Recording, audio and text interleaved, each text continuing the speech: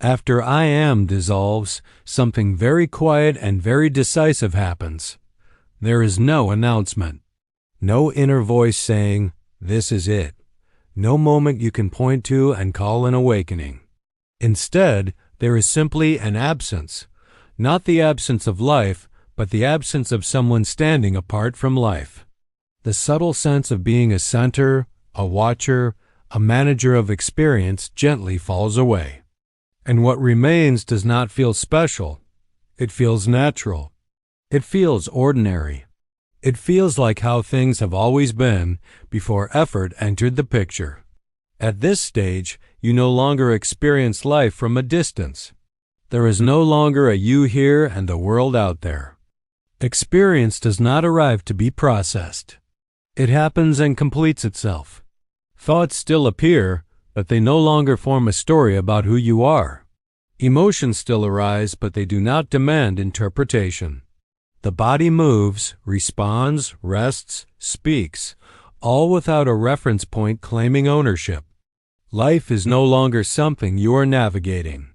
It is something unfolding as you, without resistance. This is why even silence loses its importance here. Earlier, silence felt like refuge, like a place to return to, like a state that had to be protected.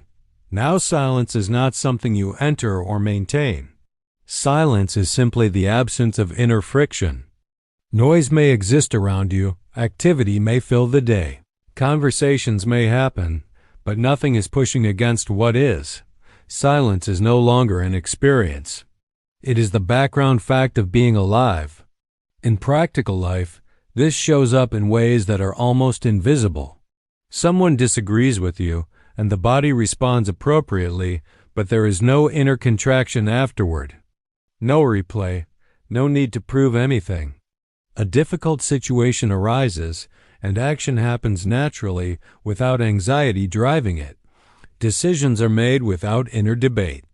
Not because you are calm, but because there is no longer a psychological self trying to secure its future through every choice. Even fear changes character here. Fear may still appear as a bodily sensation, but it does not turn into a personal problem. It does not ask for reassurance. It does not demand a spiritual response. It passes through like weather.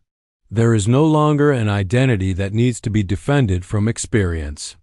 And because of that, experience loses its power to overwhelm. At this depth, spiritual effort collapses completely. You are no longer practicing presence. You are no longer reminding yourself of truth. You are no longer applying teachings to situations. Those movements belong to a phase where there was still a subtle sense of me trying to stay aligned with reality. Here, alignment is not maintained. Alignment is what remains when maintenance ends. Faith also transforms. Faith is no longer belief in God or trust that things will work out. Faith becomes intimacy with what is happening. A deep, wordless confidence that life does not need supervision. You stop asking whether life will support you because it becomes obvious that life has always been supporting itself and you were never separate from that movement. This is why this stage often feels anticlimactic to the mind. The mind expects something grand, something conclusive, something it can label and remember. Instead, it finds simplicity. It finds ordinariness. And in that ordinariness, a profound ease.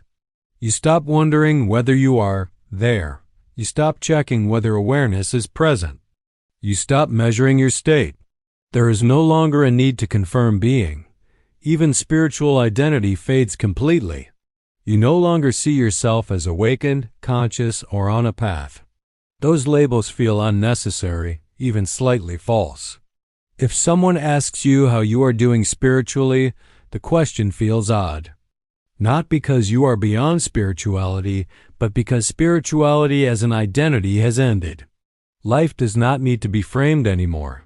Daily life continues. You wake up. You brush your teeth. You work. You rest. You interact with others. But something essential is gone. The inner pressure to make life mean something about you. Experiences no longer accumulate into a personal narrative. There is no internal archive storing victories, failures, or insights. Each moment arises clean and leaves clean. Even joy changes here. Joy is no longer intense or gripping. It does not spike and crash.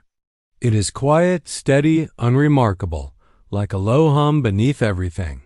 And sorrow, when it appears, does not harden into suffering. It moves through without becoming personal. Pain may still occur in the body. Loss may still be felt. But resistance no longer has a place to land. This is what it means when the journey ends without a finish line. There is no arrival moment, no final realization you can claim, no sense of completion you can hold on to. Just the quiet recognition that nothing has ever been missing and nothing needs to be protected. You do not live from I am.